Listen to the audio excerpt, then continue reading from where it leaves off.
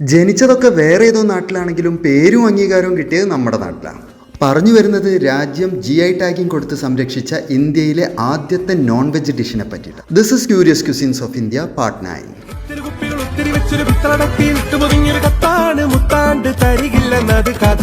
മേൽ പറഞ്ഞ കക്ഷിയാണ് ഹരീസ്.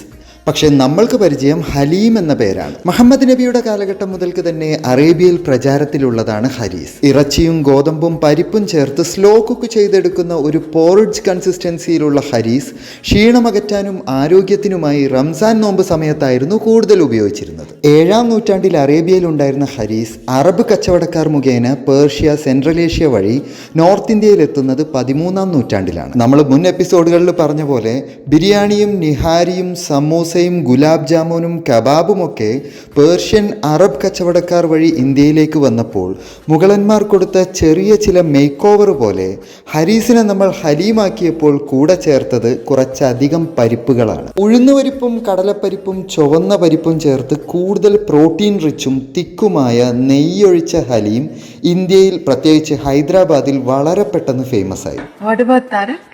Halim? He makes really good halim. Very good. He makes He's a very good cook. Oh. First time halim spoon lo pettu note lo pedda neelu vachesindi random neelu.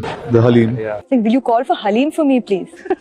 Royal ഫാമിലിക്കും പട്ടാളത്തിനുമായി ഉണ്ടാക്കിയിരുന്ന ഹലീം നൈസാം കാലഘട്ടമായപ്പോഴേക്കും ഹൈദരാബാദിൻ്റെ ഒരു signature ഡിഷായി മാറി. Especially Ramzan നോമ്പ് സമയത്തേക്കുള്ള ഒരു ഉത്തമ ഭക്ഷണം എന്ന നിലയ്ക്ക് famous ആയി. ഹൈദരാബാദിന് പേറ്റന്റ് എന്ന പോലെ GI ടാഗിങ് കൊടുത്ത് രാജ്യത്ത് GI ടാഗ് കൊടുക്കുന്ന ആദ്യത്തെ നോൺ വെജ് ഡിഷാക്കി രാജ്യം ഹലീമിനെ അംഗീകരിച്ചു. 8 മണിക്കൂറോളം മട്ടണോ ബീഫോ ചിക്കനോ പരിപ്പുകളോടൊപ്പം സ്ലോ കുക്ക് ചെയ്താണ് ഒതന്റിക് ഹലീം ഉണ്ടാക്കുന്നത്. നോമ്പ് കാലത്ത് പള്ളികളിൽ ഫ്രീ ആയി വിളമ്പുന്ന ഹലീമിനായുള്ള നീണ്ട നിര കാണാം. കേരളത്തിലും ഹലീമിനുള്ള ഡിമാൻഡ് ചില്ലറയല്ല. ഹൈദരാബാദി ഹലീം, ലക്നൌവി ഹലീം, മലബാർ ഹലീം, പാകിസ്ഥാനി ഹലീം, അതിൽ തന്നെ mutton Haleem, chicken Haleem, beef Haleem, vegetarian Haleem.